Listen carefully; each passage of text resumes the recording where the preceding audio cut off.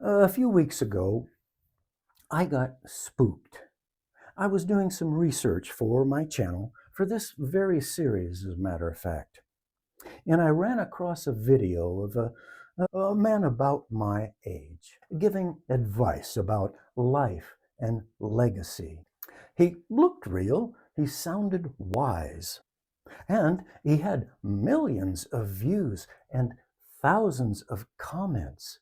Many of them were thanking him for sharing his life.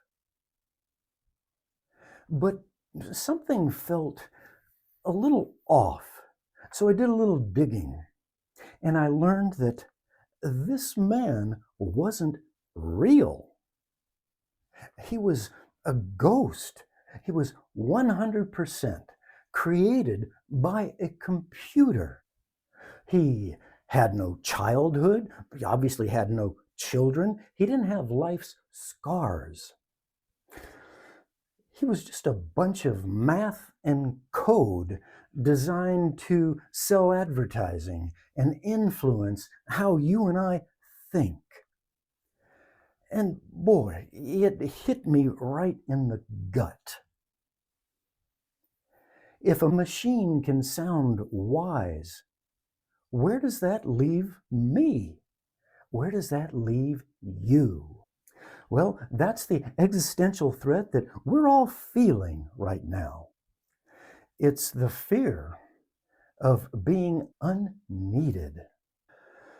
I spent a couple more hours that night reading about job losses, jobs in customer service, legal research, coding, engineering.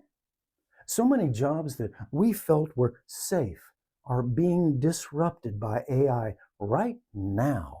When was the last time that you felt the world moved so fast that you felt hopeless? Many people are feeling that way right now. And today, I'm going to tell you why I'm not running away, but instead I'm diving in to the deep end. I'm talking about artificial intelligence. And frankly, it scares me. Why? Well, partly because the stakes are so high.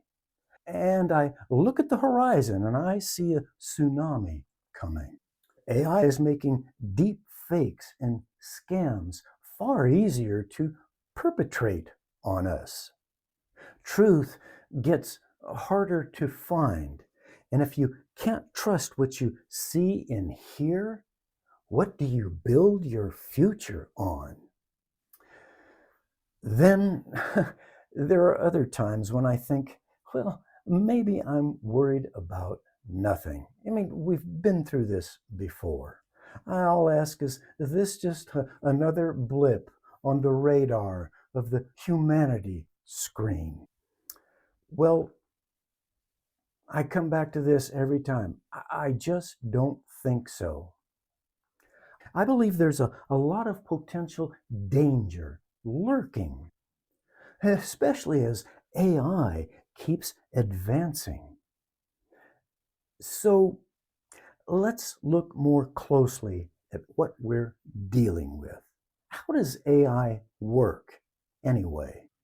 Well, at this moment, AI really isn't all that smart. Artificial is just a fancy word for fake. Programs like ChatGPT and Siri and many others aren't really thinking like you and I think. Instead, they're doing something called pattern recognition. Machines that have read every book there is, read every website in existence, and maybe every email that has ever been written. When you ask it a question, it doesn't really know the answer. It's just been programmed to predict the most likely words that come next. You might call it a supercharged guessing machine, but the guesses are pretty darn good. On the other hand, if you or I could memorize trillions of words and phrases, well, we'd sound pretty smart ourselves. But here's what's missing from AI. AI doesn't have real life, especially life's struggles. The machine has never had to choose between staying late at work or a daughter's softball game. It's never failed at business or enjoyed an early morning walk. It has the data, it just doesn't have the depth. It doesn't feel. What's even scarier is many CEOs of these companies admit behind closed doors that they don't even know what's next. What's coming after pattern recognition? Right now, the AI caused pains and losses, they hurt. But what happens if and when AI approaches and maybe even surpasses human intelligence? Where would we fit in then? Could we even be left behind? That's when I decided I just couldn't sit on the sidelines anymore. And not that I would try to change anything, it's too late for that. But what I can do is change how I deal with it. I'm no tech expert.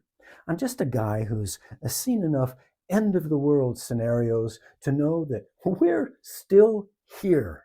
And that gives me hope.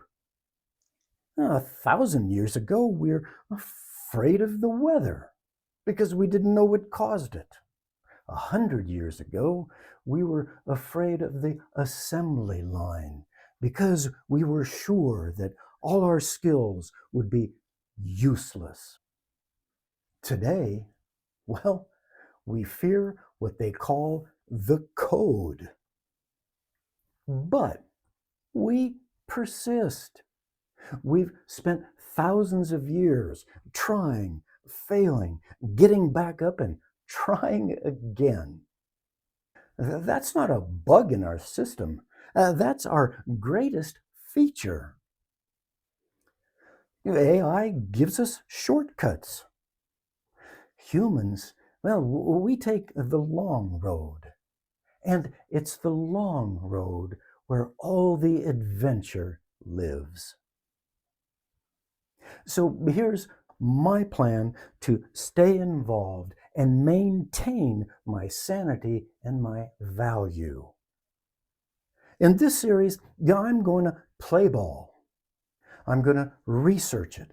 I'm going to use it where it makes sense to use it and then report back to you. Not as a guru, but as a scout. I'm going to go into the woods first to see if it's safe. I'll also interview an AI agent. I'll ask it the hard stuff, the questions about meaning and soul. In other words, I'm going to jump in with both feet, challenge our fears, and have some fun with it. I can't stop the tsunami, and neither can you. The ghost is already out of the bottle. In the next video, I'm going to look at why our fears dominate. Is the panic warranted, or is it a bit overblown? We're going to look at the stats, the history, and the choices that we face. I'm cautious, but I'm curious, and I hope that you'll come along for the ride with me. Talk to me in the comments, and I'll see you on the next video. Thank you.